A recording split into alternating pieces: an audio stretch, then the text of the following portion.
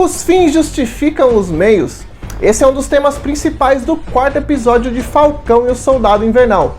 Mas não é só isso, e se você quiser saber muito mais, vem comigo para eu te contar o que eu achei do quarto episódio da série.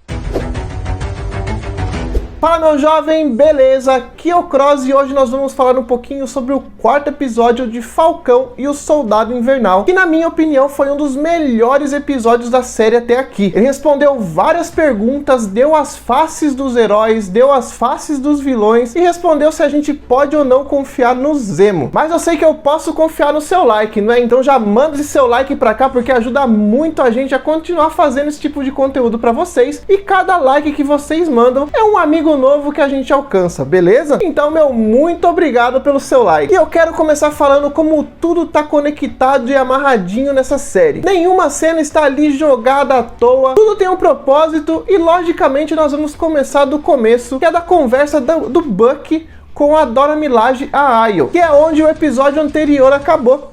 E a gente deu a continuidade nessa conversa do episódio passado. E nessa conversa nós temos a revelação dos tempos do Bucky, quando ele ficou lá em Wakanda. E temos a revelação de que Ayo foi a responsável por tirar as palavras que davam gatilho na mente do Bucky e faziam ele perder o controle e virar aquele assassino criado pela Hydra. E cara, que cena emocionante finalmente ver o Bucky liberto dessa programação da Hydra. Se assim como eu, você também se conecta com o personagem, com certeza você se emocionou, porque eu fiquei aqui todo emocionado com o choro do Bucky, porque foi um choro de libertação realmente, é um choro de felicidade. Além da libertação do Bucky, nós temos ali como as Dora Milaje, elas são realmente duronas. Afinal, a Ayo aparece ali em destaque, só que existem as outras que você consegue ver as sombras delas ali na cena. E aí ela garante que elas não vão deixar o Bucky, mesmo se ela ativasse o Soldado Invernal, fazer mal pra alguém. Isso só mostra o quanto elas são duronas. E isso só se reforça com uma cena que nós temos mais pra frente no episódio, mas que se amarra com essa cena do passado, que é quando as Dora Milaje desce o sarrafo no John Walker. E eu vou te falar que não só nesse episódio, mas que a série inteira tá fazendo com maestria,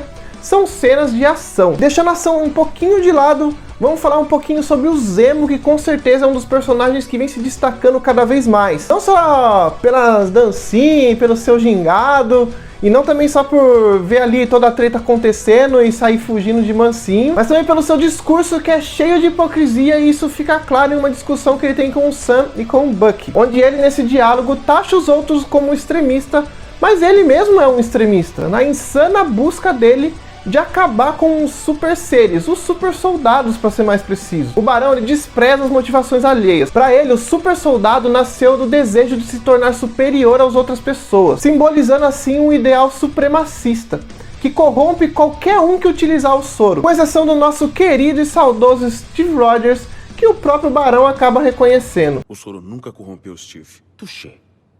Mas nunca houve outro Steve Rogers, houve? Nesse momento eles partem em busca de descobrir onde a Karli, a líder dos apátridas, está. Ou melhor, o Zemo acaba descobrindo que ela ia estar no velório da Mama Donia. O Zemo, ele vai direto no elo mais fraco, ele vai nas crianças.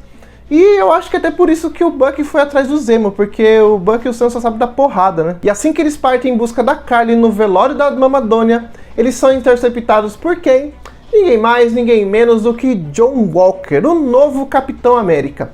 E aí, o quebra-cabeça que foi se formando na minha cabeça foi se encaixando. Porque para quem assistiu o nosso vídeo sobre o John Walker, sabe que ele se propôs a tomar o soro do super soldado do Power Broker. E por sinal, eu já vou falar sobre o Power Broker aqui, então segura só um pouquinho que já a gente volta pro Power Broker. Então o John, ele se propõe a tomar o soro do super soldado lá nos quadrinhos. Então se você não viu o nosso vídeo sobre o John Walker, corre lá depois desse vídeo que muitas peças vão começar a se encaixar para você também. E para você não perder nenhum vídeo como esse, se inscreve aí no canal e ativa o sininho. E assim que sair um novo vídeo falando, seja da série do Falcão e Soldado Invernal, seja de qualquer outro tema, você com certeza vai ser um dos primeiros a receber a notificação e vai vir correndo para cá assistir o próximo vídeo, beleza? Mas voltando aqui pra série, o quebra-cabeça começou a se encaixar para mim quando a gente vê o John Walker, a Karli e o soro do super soldado na mesma cidade.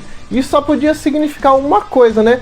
E a gente já vai falar sobre ela. E aqui fica claro que assim como a Karli e o Barão Zemo são extremistas em seus ideais, o John Walker também é no dele, já que ele enxerga na líder dos apátridas uma terrorista que deve ser levada a qualquer custo para julgamento na justiça. Mas apenas com a intervenção do seu parceiro Lemar, que o novo Capitão América acaba concordando com uma intervenção um pouco mais pacífica do Sam. A abordagem do Sam para Karli é com certeza um dos pontos mais altos do episódio. Deixa claro para mim que não resta dúvida nenhuma que o Sam é sim o substituto perfeito para o Steve Rogers. Ele não é extremista como os outros personagens, ele está ali buscando um equilíbrio. E isso fica evidente quando ele é confrontado pela Karli, que pergunta para ele se ele é brilhante ou desesperadamente otimista. E a resposta dele é brilhante. Ele diz, por que eu não posso ser um pouco dos dois? Ele compreende e simpatiza com as motivações dela, mas acha errado as suas ações, que igualam ela às pessoas que ela mesma combate. E eu garanto que se não fosse a intervenção do John Walker ali, com certeza o Sam teria acabado com o problema dos apátridas só na conversa. Mas nós estamos falando de uma série de ação. E aqui a gente não resolve nada na conversa, aqui a gente resolve na porrada. E após uma bela cena de perseguição, que termina com o Zemo destruindo o que resta do soro do super soldado, o John Walker aparece, dá uma escudada na cabeça do Barão e rouba para ele o último soro do super soldado, que o Barão Zemo não conseguiu destruir. E aqui nós temos um peso na balança. Enquanto o Zemo pergunta pro Sam se ele tomaria de alguma forma o soro do super soldado, o Sam responde que não, sem hesitar. Do outro lado da balança nós temos um John Walker quebrado, literalmente quebrado, depois de apanhar bonito para as Dora Milaje, e já não aguenta mais a pressão de ser o novo Capitão América, e acaba sucumbindo ao seu desejo de poder e toma o soro do super soldado. O episódio ele é todo construído para esse momento, tudo nos remete ao soro.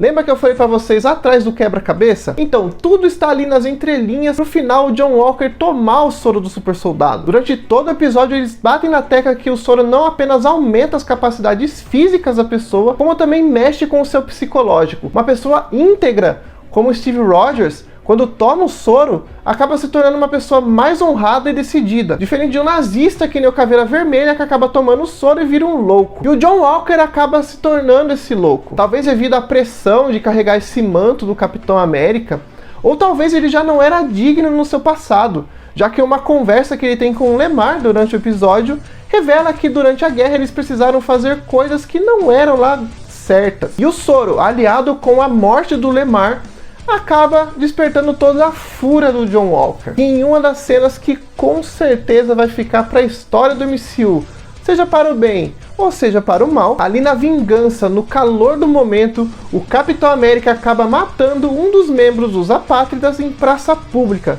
com milhões de pessoas vendo, até porque as pessoas estão gravando em seus celulares. E eu aqui também fiquei chocado, fiquei horrorizado. Na hora que acabou o episódio eu fiquei assim, de boca aberta, mano, meu Deus, fiquei horrorizado com o que eu vi, que eu não esperava que isso fosse acontecer, porque com certeza foi surpreendente. E aqui nós temos finalmente os dois lados da moeda. Lembra no primeiro vídeo que eu falei sobre o John Walker? Então, lá eu falo que o John Walker ele não quer ser um novo Steve Rogers, ele quer deixar o seu próprio legado como Capitão América. Pois então, aqui nós temos uma referência clara no que diferencia os dois capitães de uma vez por todas. O primeiro, Steve Rogers, lá em Capitão América Guerra Civil, usa do mesmo movimento para acertar o Tony Stark.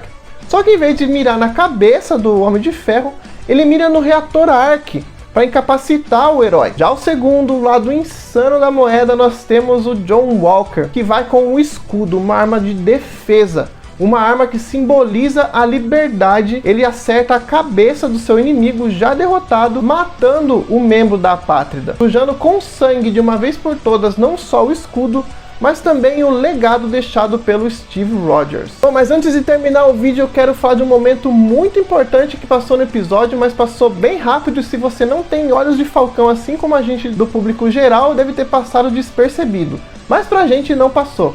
Eu tô falando da Sharon Carter, ou já posso começar a chamar ela aqui de Power Broker, já que as atitudes dela são no mínimo suspeitas. Para começar falando desse mesmo episódio, a gente vê a Sharon andando de boaça ali na cidade, numa rua cercada por bandidos armados, e ela tá ali falando de boa com o Sam. Pra tá andando ali e ninguém mexer com ela, ou ela é muito influenciadora do Power Broker, ou ela é a própria Power Broker, já que o próprio Barão Zemo deixa claro que nem mesmo ele conhece o Power Broker, só conhece a sua reputação. Outro ponto importante é no terceiro episódio, depois de toda aquela confusão nos containers, a Sharon vai embora e fala para sua motorista: bom, nós temos dois problemas. Quais serão esses dois problemas? Será que é o soro do super soldado que foi roubado? Será que é o cientista que morreu e agora ela não vai ter mais como produzir outro soro do super soldado? Ou será que esses dois problemas é o Sam e o Buck? Bom, fica aqui o levantamento. Será que a Sharon Carter é de fato o Power Broker? Comenta aqui pra mim o que você acha e também não se esquece de se inscrever no canal e ativar o sininho, porque com certeza no próximo episódio nós vamos ter essa resposta. Beleza, pessoal? Eu espero de coração que vocês tenham gostado. Valeu, falou!